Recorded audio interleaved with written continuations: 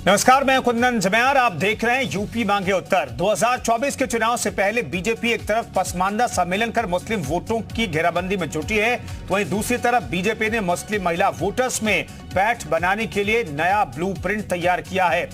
दरअसल बीजेपी का मुस्लिम मोर्चा जल्द ही शुक्रिया मोदी जी अभियान की शुरुआत करने जा रहा है। इस अभियान के तहत ट्रिपल तलाक, महिला आरक्षण बिल और अकेले महिलाओं को हज जाने पर छूट जैसे तमाम मुद्दों पर 1 लाख मुस्लिम महिलाएं पीएम मोदी को आभार जताएंगी और उन्हें पत्र लिखकर शुक्रिया कहेंगी। दरअसल ये सब मुस्लिम महिला वोटर्स के बीच पीएम मोदी की छवि गढ़ने के लिए किया जा रहा है, ताकि 2024 में मुस्लिम महिला वोटर्स बीजेपी के पाले में आ सकें। तो खास पैनल के साथ चर्चा करेंगे कि आखिर बीजेपी का शुक्रिया मोदी जी अभियान से बीजेपी को कितना फायदा हो सकता है। लेकिन पहले आपको एक रिपोर्ट दिखाते हैं।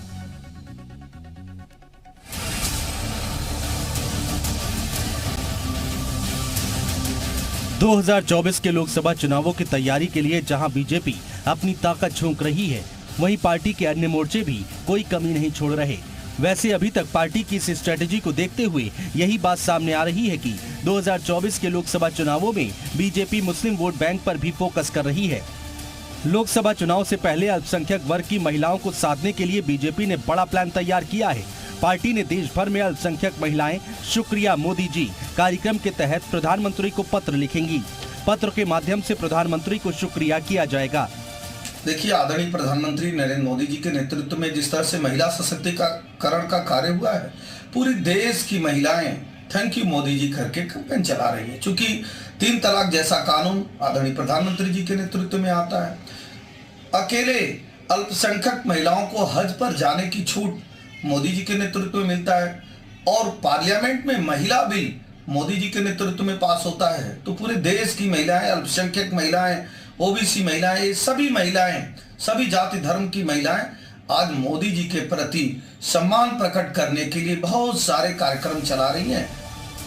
जानकारी के मुताबिक इस अभियान के लिए हर जिले में डीएम को ज्ञापन दिया जाएगा। महिलाएं महिला आरक्षण कानून, ट्रिपल तलाक और अकेले महिलाओं को हज पर जाने की छूट समेत तमाम मुद्दों पर प्रधानमंत्री को शुक्रिया कहेंगी। जानकारों की माने तो हर प्रदेश से तकरीबन 1 लाख अल्पसंख्यक वर्ग की महिलाएं पत्र लिखेंगी। बीजेपी का संदेश साफ है, देश की आधी आबादी यानी महिलाओं को साथ लाकर 2024 में हैट्रिक लगाना, और इसमें अब मुस्लिम महिलाओं की भागीदारी भी बढ़ाने की कोशिश तेज कर दी गई है। ट्रिपल तलाक कानून हो या अकेले हज पे जाने की सुविधा हो या महिला आरक्षण कानून पास हो जाने की बात हो, इन सभी मुद्दों को एक साथ लाकर बीजेपी अल्पसंख्यक महिलाओं के बीच में जा रही है और शुक्रिया मोदी जी कैंपेन लेके आ रही है। मुझे ऐसा लगता है कि एक बदले हुए मिजाज में जहां पर पसमानदा मुस्लिम समाज के बीच में काम करने के बाद सफलता मिली है, बीजेपी इस अभियान को जरूर एक बड़ा अभियान मान के चल रही होगी, जो आगामी वर्षों में उसे चुनावी लाभ पहुंचाएगा। इसके अलावा बीजेपी ने मुस्लिमों को साधने के लिए अलग से ब्लूप्रिंट तैयार किया है।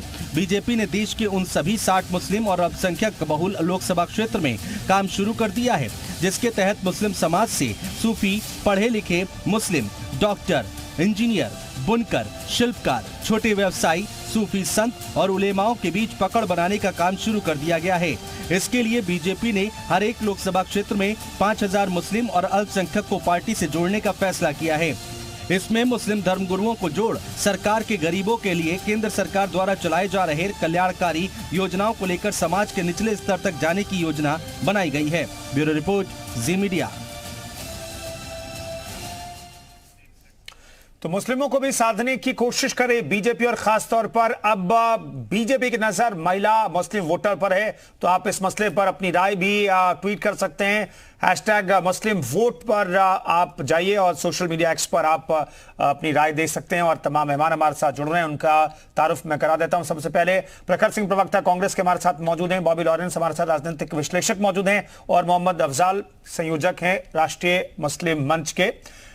बहुत बहुत स्वागत है तमाम मेहमानों का। मोहम्मद अफजाल, सबसे पहले समझना चाहूंगा ये क्या तैयारी है बीजेपी की मुस्लिम महिलाओं को जोड़ने की, और थैंक यू मोदी जी, ये क्या योजना है और क्या इससे वोट हासिल किया जा सकता है? क्या ये जो हमारे लोकप्रिय प्रधानमंत्री श्रीमान नरेंद्र मोदी जी साहब ने जो योजना बनाई है, पहले 2014 से मैं इनको फॉलो कर रहा हूँ। उससे पहले भी जब वो मुख्यमंत्री थे तब भी उनका एक सबसे बड़ा मकसद रहा हमेशा, वो मकसद ये रहा कि योजनाएं किसी हिंदू मुसलमान सिख ईसाई के लिए नहीं बल्कि संपूर्ण भारतवासियों के लिए योजनाएं बनेंगी। योजना बनेगी तो किसी अल्पसंख्यक महिला के लिए नहीं बनेगी बल्कि पूरे देश की, जैसे 33% आज योजना बनी है कि 33% रिजर्वेशन जो है महिलाओं को होगा, तो उसमें 33% में सब सर्व समाज के लोग आते हैं। ये सबसे बड़ी खूबसूरती है और इसमें यकीनन इसकी भागीदारी जो है मुस्लिम समाज को भी मिलेगी और मुस्लिम समाज इस बात की तरफ हमारे जो है सरकार की तरफ और अपने प्रधानमंत्री जी की तरफ बड़े गौर से देख रहा है और हमें उम्मीद है, और जिस तरीके से हम लोग काम कर रहे हैं और पूरे देश के अंदर हम जा रहे हैं इस बात को लेकर, और वहां पर हमें बहुत अच्छे रिजल्ट मिल रहे हैं। ये हमारे लिए बड़ी खुशी की बात है कि आज देश में हम ये कह सकते हैं कि अब हैट्रिक लगने वाली है भारतीय जनता पार्टी की सरकार की जो केंद्र के अंदर, ये हम उसमें कहीं ना कहीं उसमें मुस्लिम समाज के लोगों का भी पूरा योगदान होगा, ये मेरा मानना है। ठीक है, प्रखर सिंह जी बताइए कि उत्तर प्रदेश सहित पूरे देश में इस योजना को लॉन्च करने जा रही बीजेपी। अनिला सिंह जी भी हमारे साथ जुड़ गए हैं, फ्रेम में दिख रही हैं, लेकिन प्रखर जी इससे लगता है क्या कि मुस्लिम समाज का जो आधा तबका 50% आबादी है वो बीजेपी से जुड़ सकता है?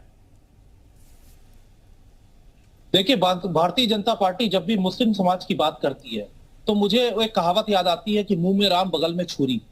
जब बिल्किस बानो का केस हुआ तो उसके अपराधियों को समय से पहले जब छोड़ दिया जाता है और इन्हीं के एक पॉलिटिकल आउटफिट उनके दोषियों को जब फूल माला पहनाते हैं, तब क्या अल्पसंख्यक समाज याद नहीं आता है? बीजेपी की जो नीतियां अल्पसंख्यक समाज के हमेशा खिलाफ रही हैं। अभी आपने देखा होगा लेटेस्ट में इनके सांसद रमेश जी ने अल्पसंख्यक समाज के लिए क्या बोला और उन पर अभी तक कोई कार्रवाई नहीं हुई। वहीं दूसरा केस संजय सिंह जी जेल में चले गए थे, उनको अनिश्चित काल के लिए सस्पेंड कर दिया गया था और इनके ऊपर कोई कार्रवाई नहीं। तो बीजेपी के डबल स्टैंडर्ड जनता देख रही है और उस पर आने वाले समय में इनको सबक भी दिखाने वाली है। महिलाओं की बात करते हैं आप, हमारे देश की गोल्ड मेडलिस्ट बेटियां जब सड़क पर बैठी थी तो उनकी बात किसने सुनी? किसी ने नहीं सुनी। उन पर पुलिस बल का भी प्रयोग किया गया। तो बीजेपी देखिए झूठे लोग हैं, ये सिवाय ऐसी ही बातें करते हैं और अल्पसंख्यक महिलाओं को ये जो भी करें, इनके देखिए शब्द जो इनके मन में होता है वो इनके शब्दों में आ जाता है। इनके शब्दों से मुंह से निकले हुए शब्द हैं वो बताते हैं वो अल्पसंख्यक समाज को कितना मानते हैं और कितना करना चाहते हैं। रही बात अब महिला आरक्षण बिल पर आ जाइए, तो महिला आरक्षण बिल पर बीजेपी ऐसे एक्ट कर रही जैसे वो अपोजिशन में हो कि लाएंगे, आएगा। अरे आप सरकार में है, सरकार का काम है लाना। आपने उसको जोड़ दिया क्या कहते हैं, उसका नोटिफिकेशन अभी होगा 2032 में। पहले तो जनगणना होगी, उसके बाद डिलिमिटेशन होगा, उसके बाद मुझे लगता है जाकर के वो 2034 के चुनाव के बाद आएगा। तो देखिए झूठे लोग हैं, सिर्फ झूठे वादे करते हैं और सिर्फ जुमला भेजते हैं। ठीक है, अनिला सिंह जी, क्या योजना है बीजेपी अल्पसंख्यक मोर्चा ने जो महिलाओं को और खासतौर पर मुस्लिम महिलाओं को जोड़ने की जो तैयारी की है, जो प्लान तैयार किया, जो ब्लूप्रिंट तैयार किया है, ये किस तरह का ब्लूप्रिंट है और क्या ये डबल स्टैंडर्ड है जैसा कि कांग्रेस के प्रवक्ता कह रहे हैं कि आप महिलाओं के लिए और खासतौर पर मुस्लिम समाज के लिए आपकी जो सोच है वो जगजाहिर है? मेरी सबको राम राम। और ये तो तय बात है ना, चाहे हम समाजवादी पार्टी की बात करें, हम कांग्रेस की बात करें, हम बीएसपी की बात करें, ऐसे राजनीतिक दल जिन्होंने हमेशा तुष्टीकरण की राजनीति करी है और एक धर्म विशेष को हमेशा एक वोट बैंक की तरह इस्तेमाल किया है, उनके विकास के बारे में कभी नहीं सोचा, उनकी जरूरतें क्या है उसके बारे में कभी नहीं सोचा, और सबसे ऊपर उनकी महिलाएं जो हैं वो किस प्रकार की जिंदगी व्यतीत कर रही हैं, वो बेहतर कैसे हो सकती है उसके बारे में बिल्कुल भी नहीं सोचा। कांग्रेस पार्टी वही पार्टी है कि सुप्रीम कोर्ट का जो फैसला है मात्र 163 रुपए वाला, वो पार्लियामेंट में चैलेंज करके बदल दिया था। तो शाहबानो से लेके सारे बानो तक का सफर तय हो गया था। ट्रिपल तलाक की मारी हुई मुस्लिम बहन बेटियां जो होती थी, दर दर भटकती थी, आज जो छुटकारा मिला है उससे वो आदरणीय नरेंद्र मोदी जी की वजह से है। तो मुस्लिम बहन बेटियां जो है वो भारतीय जनता पार्टी के साथ जुड़ रही हैं। आज अगर वो हज करने जाना चाहती हैं वो जा सकती हैं। आज वो कोई भी उद्योग लगाना चाहती हैं वो उद्योग लगा सकती हैं। कश्मीर में रहने वाली मेरी जो मुस्लिम बहन बेटियां हैं, अगर वो शादी जम्मू कश्मीर क्षेत्र से बाहर करती हैं तब भी उनके जो हक है, जो अधिकार है, उस पर कोई भी कोई भी कब्जा नहीं कर सकेगा। तो जब मुस्लिम बहन बेटियों के विषय में इतना ज्यादा सोचेगा, ये मैं कैटेगोरिकली केवल जो मुस्लिम बहनें हैं उनके बारे में बोल रही हूँ, अगर जनरली कहेंगे आप तो फिर तो आप देख लीजिए एक से एक बढ़िया जो स्कीम है, चाहे वो सैनिटेशन हाइजीन को देख लीजिए, सिक्योरिटी को देख लीजिए, मैटरनल एंड चाइल्ड वेलफेयर को आप देख लीजिए, उज्ज्वला योजना, उज्ज्वल योजना, मुद्रा योजना, जनधन योजना, विमेन लॉ एनफोर्समेंट का जो काम हो रहा है, कन्विक्शन रेट जो इतना अच्छा हो गया, 500 के करीब जो है उनको आजीवन जो है वो कारावास हो चुका है, जिनको जो इन्वॉल्व रहे हैं महिला अपराधीकरण में, ऐसे लोगों स्ट्रॉन्ग कन्विक्शन रेट जो हो चुका है, जो फाइनेंशियल इंक्लूजन हो रहा है महिलाओं का, जिसकी वजह से वो बहुत एम्पावर्ड हो रही है, सोशली एम्पावर्ड हो रही है, एजुकेशनली एम्पावर्ड हो रही है। तो आप मुझे बताइए, मुस्लिम बहनें हो या कोई और जाति धर्म की हो, क्यों नहीं जुड़ेंगी भारतीय जनता पार्टी के साथ? क्यों नहीं वोट करेंगी मोदी जी को और योगी जी को? क्या कारण है कि नहीं करेंगे? यही खौफ इन लोगों को सता रहा है।